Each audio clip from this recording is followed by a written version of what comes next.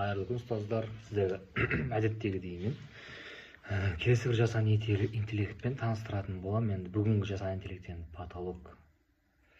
Ол жасанды интеллектіміздің аты Magic School деп аталады. Атауына қарасаңыздар да, School ол мектеп, Magic деген ол магия, сиқыр деген сияқты. Менде дәл қазір қазақша көрініп тұр. Негізі бұл қазақша емес. Бұл жерде английский осылай тұрады сіздерде ашқан кезде. Қазір біздің платформада ашу кнопкасын бассаңыз. И Google'дың өзінің көмегімен қазақшаға аударып қоя салыңыз. Сосын тіркелуді басасыз. Мұғалімдерге арналған, мектепке арналған деп. Мен бұған тіркеліп қойғам. Сіздер енді өздеріңіз тіркелесіздер. Тіркелсеңіздер, бірінші бетте осындай нәрсе тұрады. Енді алдыңғы сіздерге түсіндірген жасанды интеллекттерде көбінесе бір ғана немесе 2-3 ғана функция атқаратын еді. Біреуі презентация жасайды, біреуі тест құрастырады, біреуі кескін құрастырады деген сияқты. Ал қазіргі таныстырып атқан жасанды интеллектім әмбебап, универсал, ол патолог жасанды интеллект. Қазір экранға қарап отырсаңыздар да, бұның атқаратын функциясы өте үлкен. Сурет құрастырады, презентация құрастырады, мәтінді реттейді, сабақ жоспарын құрастырады, викторина, ойындар, тест түрінде сұрақтар құрастырады. Мынау жұмыс парағы, пікірлер, мәтінді теңестіруші. Тағы қандай қызықты жерлерін айтайын. Деңгейлік сұрақтары құрастырады. Мұғалім әзілдері дейді, шутка да құрастырады, және қателеспесем бұл ән де құрастырады. Әннің тақырыбын берсеңіз, ән де құрастырады. Енді видеомыз өте үлкен болып кетуі мүмкін. Мен алдыңғы 5-6 видеодан байқағаным, видеоның көлемі үлкен болған сайын, оның қаралым саны азайып жатырды. Сондықтан мен қысқа нұсқа айтып кетем. Қазір қарап отырсаңыздар өте үлкен. Мына жерге дейін бұрын болған, жаңа дегендері қосылғанына көп болмаған. Получается, бұл платформа біздің платформа сияқты всегда ресурс қосылып отыратын платформа. Басынан бастап таныстыра берейін. Кескін генератор дейді, яғни мәтін арқылы кескін құрастырады. Басамыз. Мына жерге мәтінді кескінге деп жазылып тұр. Мына жерге қазақша жаза беріңіз. Негізі орысша немесе ағылшынша жазсақ түсінеді, соған лайықты не құрастырып береді. Мұғалім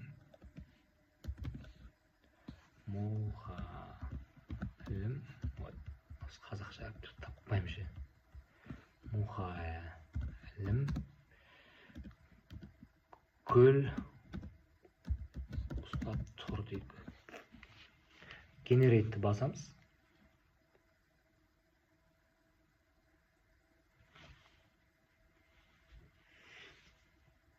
Мен интернетмен кішкене нашар, сол себепті сіздерде интернет жақсы болса, сразу шығарады. Біздің мұғалім анимация түрінде. Негізінен қазір английский переводчикке салып орысша жазсаңыздар и неғұрлым детально суреттесеңіздер, сол ғұрлым сіздердің слайдтарыңызға, болмаса көрнекіліктеріңізге өте пайдалы құрал деп есептеймін. Және бұл тегін. Егер қазір ChatGPT тағы бір нәрсе болса, ол 2-3 кескіннен кейін сізден ақша сұрайды ғой. Уже платный версиясына көшіңіз дейді. Кескін түсінікті деп ойлаймын. Скачать етіп аласыз, кескінді презентацияңызға қоясыз, көрнекілікке қоясыз, немесе любой кескінге қатысты. Мен жай мысалға көрсеттім, ол жердегі графиктер сызуыңызға болады, немесе қазақ тілі пәні мұғалім болсаңыз, бір әдеби шығармаларда, ертегілерде суреттеуге болады деген сияқты. Өзіңіздің чисто фантазияңызға байланысты. Презентация генераторы түсінікті. Презентацияға байланысты мен уже 3 жасанды интеллектті түсіндірдім. Мына жерге сыныбыңызды таңдайсыз. Университетке шейін бар екен, мына жерде қараңыз. Сыныбыңызды таңдайсыз, и мына жерде слайдтың бетін таңдайсыз. Мына жерге тақырып және детально не жазсаңыз, соны шығарады. Мысалы, мен математикпін, теңдеулер жүйесі деген тақырып. Қосымша критерийлер, мен бұны бәрін детально жаза алмаймын. Уже 4 минут өтіп кетті қазір біздің видеомызға. Қараңыз, осылай шығарады.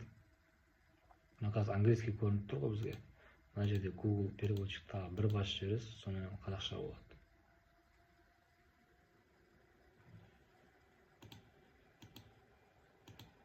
Басып жібересіз. Мына теңдеулер жүйесі қазақша тұр. астынан өңдеп алсаңыз болады, көшіріп алсаңыз болады, слайдтарды эксперттеп алсаңыз болады. Тіпті дауысты қойсаңыз, ол осыны оқып береді. Теңдеулер жүйесі. Көрдіңіз бе? What is a system of equations? Жақсы, рахмет. Презентация кетті. Мәтінді қайта жазу. Мәтінді қайта жазу не үшін керек? Сіз бір чат-боттан, бір нәрседен алатын болсаңыз, сіздің мәтіндеріңіз бір плагиаттан, бірдеңеден ұсталып, бір ұйқаспай, бір роботтың әңгімесі, тексті екені білініп қалады.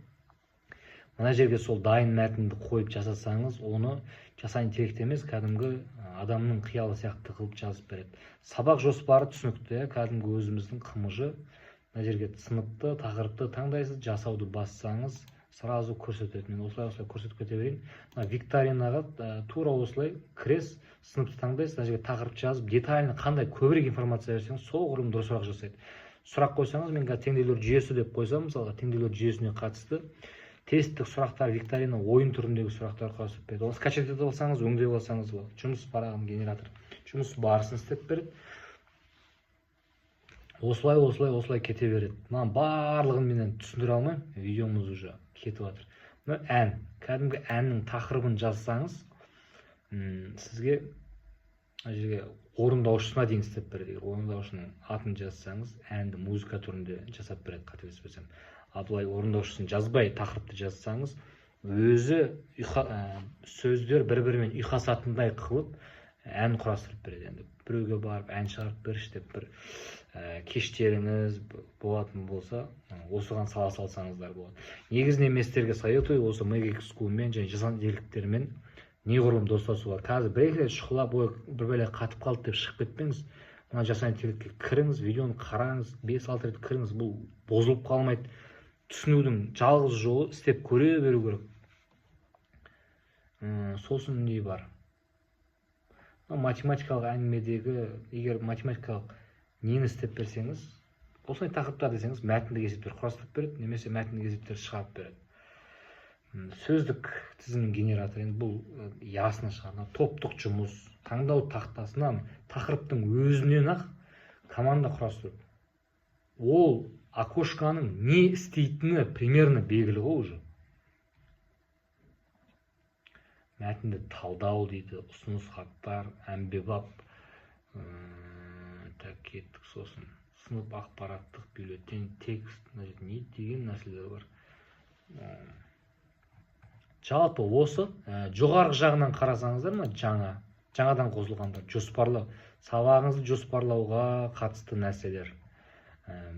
Презентация құрастыру, жаңағы силабус, универге қатысты, көп қадам тапсырма, деңгейлік тапсырмалар, топтық жұмыс, бірлік, мазмұнға қатысты сұрақтар, тек қана тест түріндегі, викторина, ойын түріндегі, документ түріндегі математикалық сұрақтарға қатысты, зияткерлік дайындық деген, тоже осы тақырыпқа қатысты мына жерде.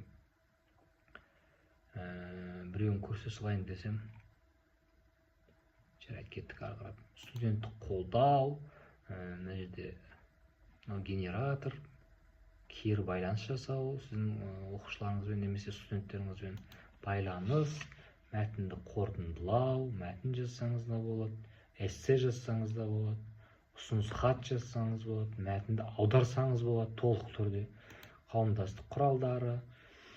Жалпы мен белгілі бір структурасымен таныстырып кеттім. Әрі қарай шұқылағыңыз келсе, қазір біздің платформада ашу деген кнопка тұрады.